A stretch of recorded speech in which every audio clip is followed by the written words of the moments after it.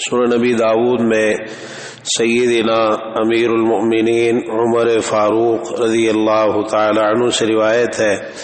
بیان فرماتے ہیں کانت لرسول اللہ صلی اللہ علیہ وسلم ثلاث صفایا بنو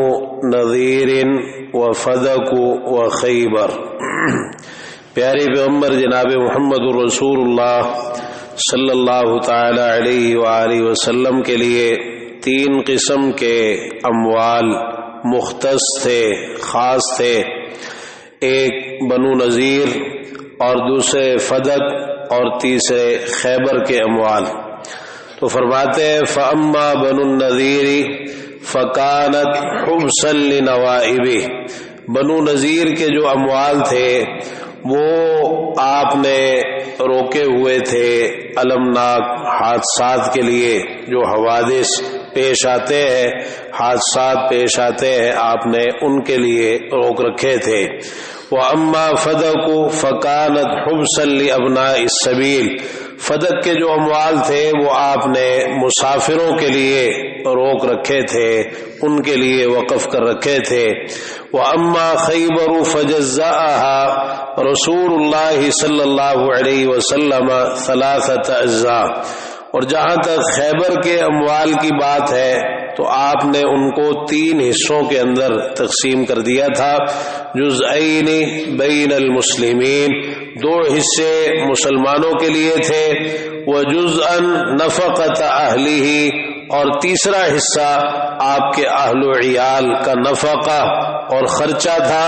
فما فضل عن نفقۃ اہلہ رجع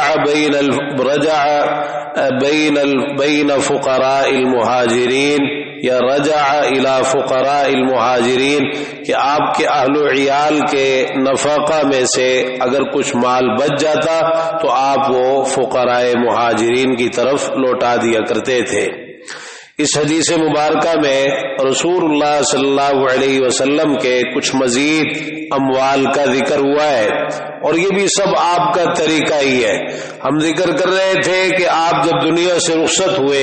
تو اس وقت کون سے اموال آپ چھوڑ کے گئے تھے، تو اسی تعلق سے یہ حدیث بھی ہے۔ دیکھیے اللہ تعالیٰ نے آپ کو بہت مال عطا فرمایا، بہت کچھ دیا آپ کو، لیکن آپ نے سب کچھ اللہ کے راستے میں خرچ کر دیا تھا، اور اسی لیے ہم یہ بات کہتے ہیں کہ آپ کا فقر اختیاری تھا، اضطراری نہیں تھا، اختیاری تھا۔ آپ نے خود اپنے لیے غربت کو اور مسکینی کو پسند کیا تھا کہ آپ سادہ زندگی گزاریں، اور دنیا کی جو چیزیں ہیں، دنیا کا جو عیش و آرام ہے، آپ نے بالکل اس کو پسند نہیں فرمایا۔ تمام تر توجہ آخرت کی طرف تھی۔ عملی طور پر آپ نے اس چیز کا سبق دیا اپنے اہل و عیال کو بھی، صحابہ کرام رضی اللہ عنہم کو بھی، حتیٰ کہ ازواج مطہرات جب فتوحات کی کثرت ہوئی اور انہوں نے یہ مطالبہ کر دیا کہ اب ہمارا جو خرچ ہے اس میں کچھ اضافہ ہو جائے، جس طرح دوسرے لوگ زندگیاں گزارتے ہیں، دنیاوی ساز و سامان ان کے پاس ہوتا ہے اور دنیاوی آسائشیں ان کو حاصل ہوتی ہیں، تو ہمیں بھی اس طرح حاصل ہو۔ آپ نے ان کا یہ مطالبہ بالکل پسند نہیں فرمایا۔ اللہ تعالیٰ نے قرآن مجید میں اس کا ذکر کیا ہے، اور آپ ایک مہینے کے لیے اپنی ازواج مطہرات سے الگ ہو گئے، صرف ان کے اس مطالبے کی وجہ سے کہ انہوں نے آپ سے یہ مطالبہ کیوں کیا، آپ نے بالکل اس کو پسند نہیں فرمایا۔ تو عرض کرنے کا مقصد یہ ہے کہ اللہ نے آپ کو بڑے مال دیے تھے اور بہت کچھ عطا کیا تھا۔ جب فتوحات ہوئی، مال فیض، مال غنیمت، ان میں سے آپ کا حصہ اللہ تعالیٰ نے خود مقرر فرمایا۔ تو جب آپ دنیا سے گئے تو یہ تین قسم کے اموال کا تذکرہ بھی احادیث کے اندر موجود ہے۔ تو فرماتے ہیں سیدنا عمر رضی اللہ عنہ نے یہ بات بڑے اہم موقع پر فرمائی، اور وہ موقع تھا کہ جب مختلف لوگوں نے مطالبہ کیا سیدنا عمر رضی اللہ عنہ سے کہ اللہ کے رسول صلی اللہ علیہ وسلم کا جو ترکہ ہے وہ ہمارے درمیان تقسیم کیا جائے، ہم آپ کے قرابت دار ہیں، ہم آپ کے قریبی ہیں، اور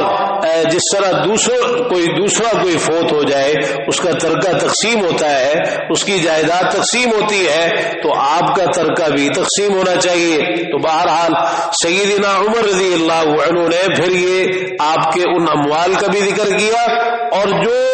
آپ خود ان کے تعلق سے اپنی حیات طیبہ میں تقسیم فرما گئے تھے اس کو بھی بیان کر دیا، تاکہ کسی کے ذہن میں کوئی اشکال نہ آئے اور یہ نہ سمجھے کہ یہ تو فلاں کا حق تھا اس کو نہیں ملا۔ نہیں، رسول اللہ صلی اللہ علیہ وسلم خود یہ تقسیم کر کے گئے اور اسی کو آپ نے برقرار رکھا اور اسی کی تعلیم دی کہ میرے دنیا سے جانے کے بعد بھی یہ معاملہ اسی طرح رہے گا جس طرح کہ میں چھوڑ کے جا رہا ہوں۔ ہم نبیوں کے مال تقسیم نہیں کیے جاتے، ان کی وراثت نہیں بانٹی جاتی، ہم جو کچھ چھوڑ جائیں وہ صدقہ ہوتا ہے۔ انا معشر الانبیاء لا نورث ما ترکنا صدقہ، تو یہ اسی طرح ہوا، جو کچھ آپ کا ترکہ تھا اور اسے صدقۃ الرسول کہا جاتا تھا، اللہ کے رسول صلی اللہ علیہ وسلم کا صدقہ آپ کے ان اموال کو جو آپ چھوڑ کے گئے۔ تو کیا ہے؟ تو فرماتے ہیں کہ 3 قسم کے اموال آپ کے لیے خاص تھے، صفایا،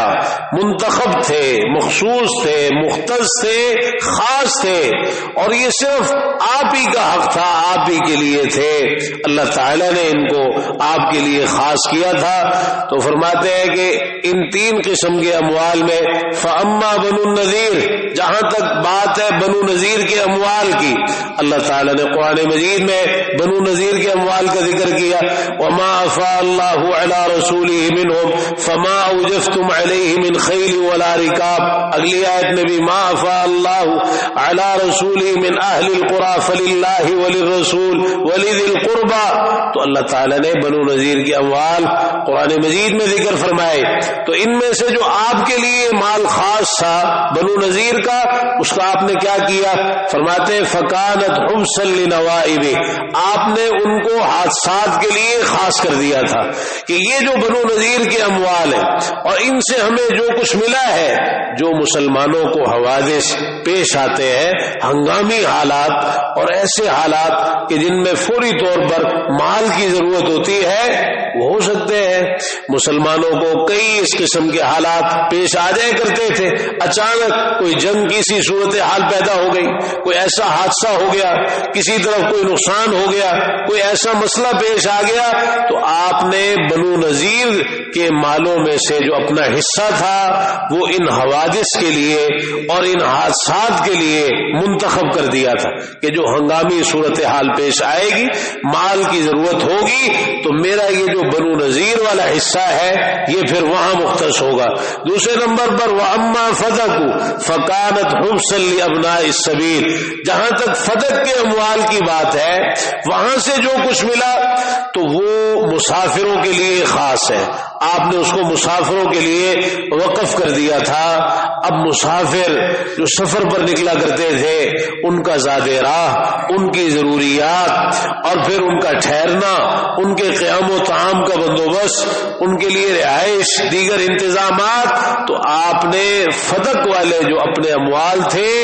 اس کو خاص کر دیا تھا ان مسافروں کے لیے کہ اس مال سے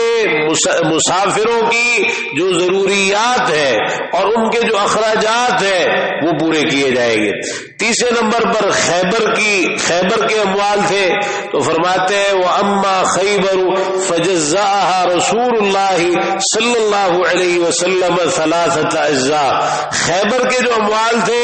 آپ نے ان کو 3 حصوں میں تقسیم کر دیا تھا، یہ خود آپ کر کے گئے، آپ نے 3 حصوں کے اندر ان کو تقسیم کیا، جزءین بین المسلمین، 2 حصے ان کے مسلمانوں کے درمیان، وہ مسلمانوں کے درمیان تقسیم ہوا کرتے تھے، مسلمانوں میں سے جس کسی کو جو ضرورت لاحق ہو جائے کسی بھی قسم کی، تو جو مسلمانوں کے معاملات ہیں، ضرورتیں ہیں، وہ پھر ان 2 حصوں سے، یہ جو خیبر کے 3 حصے آپ نے کیے اس میں سے 2 حصے وہ مسلمانوں کے لیے، اور تیسرا جو حصہ تھا وہ آپ کے اہل و عیال کا جو خرچ ہوا کرتا کرتا تھا سال بھر کا وہ وہاں سے پورا ہوتا تھا. اہل و عیال کے جو اخراجات تھے، ان کی خوراک اور دیگر جو ذمہ داریاں تھیں، ان کا انتظام آپ خیبر کے یہ جو تیسرا حصہ تھا خیبر کے اموال کا، ان میں سے آپ پورا کیا کرتے تھے. اور ان میں بھی اپنے اہل و عیال کے خرچ میں سے بھی اگر کچھ مال بچ جاتا تو وہ فقراء مہاجرین کے درمیان آپ بانٹ دیا کرتے تھے، ان کے درمیان تقسیم فرما دیا کرتے تھے. تو آپ کی حیات طیبہ میں بھی اسی طرح ہوا. آپ کے دنیا سے چلے جانے کے بعد سیدنا ابوبکر صدیق رضی اللہ عنہ نے بھی اس کو اسی طرح رکھا،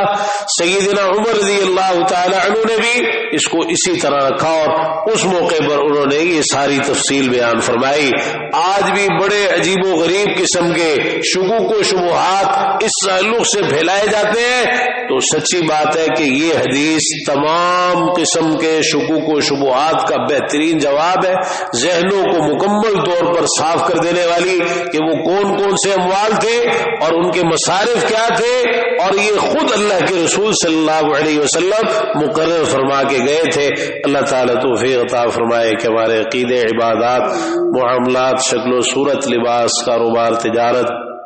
چلنا پھرنا، اٹھنا بیٹھنا، سونا جاگنا، اخلاق، گفتار، کردار، خوشی اور غمی کے تمام امور سب کچھ پیارے پیغمبر جناب محمد رسول اللہ صلی اللہ تعالی علیہ وآلہ وسلم کے طریقے کے مطابق ہونا چاہیے.